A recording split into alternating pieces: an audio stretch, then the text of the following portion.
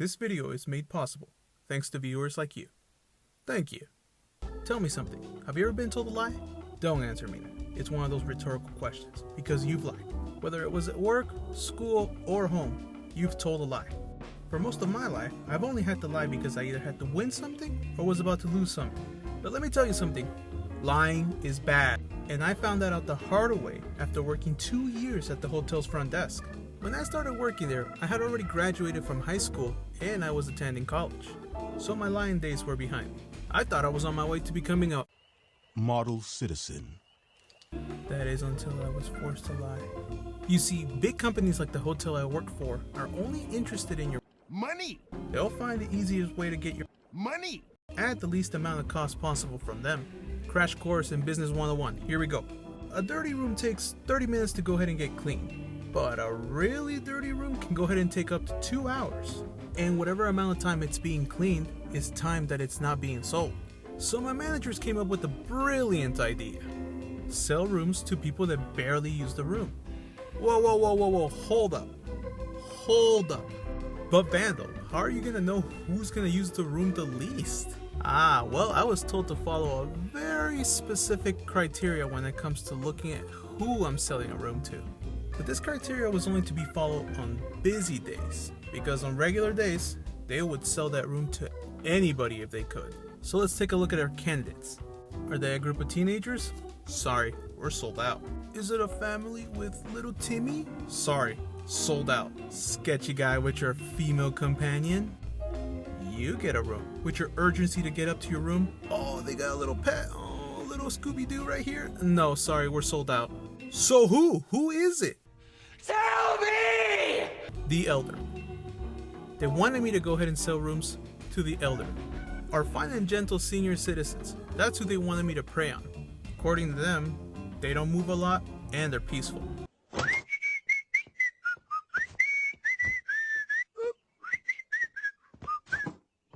And to a certain degree, that's what I believe too. That is until I met Miss Lydia. Miss Lydia was an older lady. She wasn't super old like ancient old, but she wasn't this young either.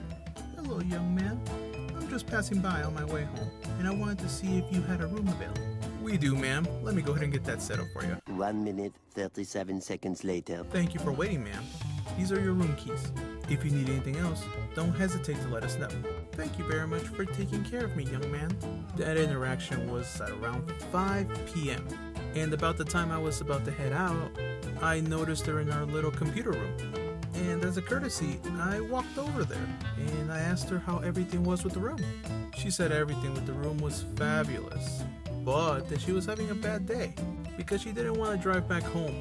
She was exhausted from driving, so she was looking into plane tickets, but she needed a way to go ahead and get her car from the hotel to her house. So to make small talk, I asked her, hey, what kind of car are you driving? Our hotel doesn't charge for parking, so we don't keep track of what vehicles come in and out. It's the Bentley outside. Whoa, that is a beautiful car. Yeah, it gets me from place A to B. And so we started talking about the good old days and whatnot, about our hometown, about peaches, whatever.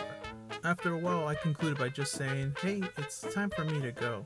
And she seemed upset at first, but she ultimately said goodbye. Oh, and she told me to go ahead and extend her stay by 1 day. So she was going to go ahead and stay an extra day now. And on my way out, I checked out the car. The next day, I came back to police cars swarming the car all around it. From what I could tell, apparently somebody had smashed the window and stolen something. As I got behind the front desk, I started setting up.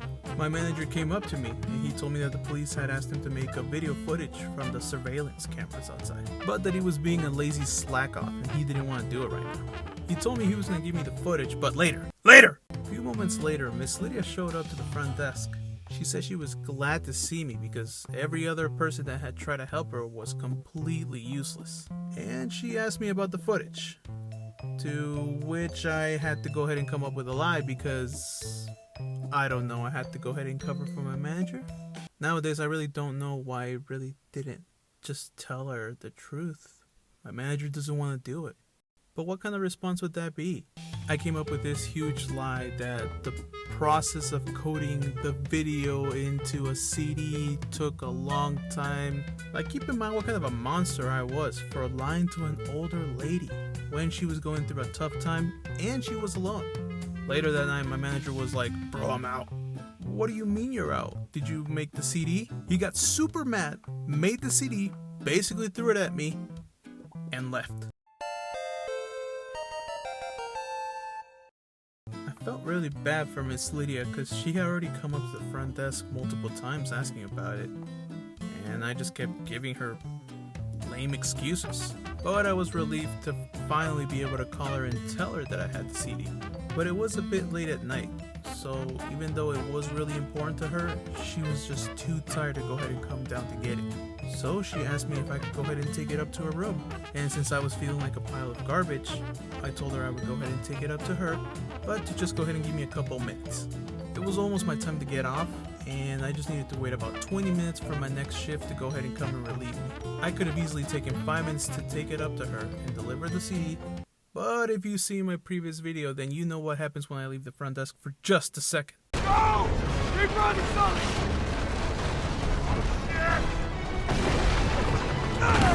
Eventually the next shift showed up, explained the situation to her, told her I wasn't going to go ahead and take long because I wanted to go home, it was my time to go home, and I went up to the rooms. But you're so supreme. And so I approached Miss Lydia's door, and I knocked. Now what would you expect? It was late, she probably was getting ready to go to sleep, and she was tired. So I expected this, but I got something a little closer to this. It was quite a set of revealing clothes for a lady her age. But I just wanted to go home. So I once again apologized for being a complete pile of garbage. And as I was handing the CD to her, she stopped me and asked me if I could go ahead and help her out with the AC unit inside the room. And at that point, I was pretty good at fixing almost anything in the hotel. So I went over and fixed it.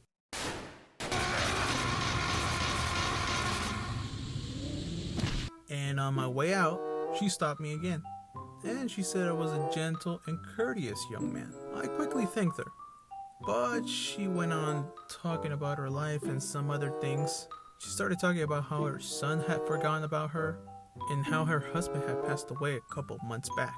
She told me she had made this trip to visit an old friend, but it really was just an excuse to get out of the house. Then she told me to take a seat. She then pulled out her phone and started showing me pictures of her house. It was a beautiful mansion. Like, gorgeous mansion. She said she hated it because she was the only one living there and all her loved ones were gone. I stayed and listened because I figured she simply needed somebody to listen to her. But that was the turning point because that's where things started to get weird. She started making very personal questions. If I had a girlfriend and if I was economically stable. I was like, hook me up with that Bentley and I'll be economically stable. I told her I was fine. School was expensive, but that I was managing with the help of my parents. She then asked me what I was going to school for.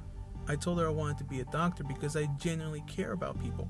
And to that she responded, "Oh, that'd be great. You could take care of me." I just awkwardly laughed and said, "Yeah, no worries. I can help in any way I can." "Do you think you can help me now?" "With what? Your AC's working now." "No, I need a different kind of help." She then held my hands and lifted me from my seat. "You know, ever since I've got here, you're like the only one who's treated me nicely. Everyone else treats me like I'm crazy and I'm just a bother to them." At that exact moment, the room's phone rang. I knew it was from the front desk, so I picked it up. "Hello? Hey, are you alright? You said you weren't gonna take too long."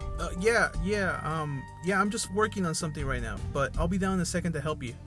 Okay." As I turned around, she grabbed my hands again, and then she said, "I don't want you to leave. You'll make me feel safe." I was so nervous at that point, I didn't even know what to do. So I completely changed the topic and started talking about her house again. I started asking her random questions like what was the weather like and stuff like that. Then I heard my phone ring. It was a text from my parents wondering where I was, considering it was late and I should have been home already. I checked the time and I had already spent 45 minutes in that room talking to her. I quickly texted them I was okay and that it was just really busy at the hotel. Another 5 or 10 minutes went by with me just asking random questions. But I was getting ready to just at any moment slip out. But then the room's phone rang again and I picked it up again. "Hey, are you okay? what are you doing? Ugh, that just angered me because I was the first one who wanted to get out of there. And I just kept getting held up with every little stupid thing. So I was kind of angry when I replied, and I was like, I'm good. I'll be down in a second. I'll be down in a second to help you. And hung up the phone. But the moment I hanged up that phone, I felt her hug me from behind. You're a really nice person. I don't want you to leave me. You could live in my house with me. And he can sleep in my room. I gotta go. And then I got another text message. It was my parents telling me that they were on the way to my work to see if I was okay. I angrily texted them back and told them to just let me finish my work because I was just really busy. As I put my phone away, she hugged me again and whispered in my ear, I know what I want to do is yuck, but it's been so long since... Hurry, make love to me.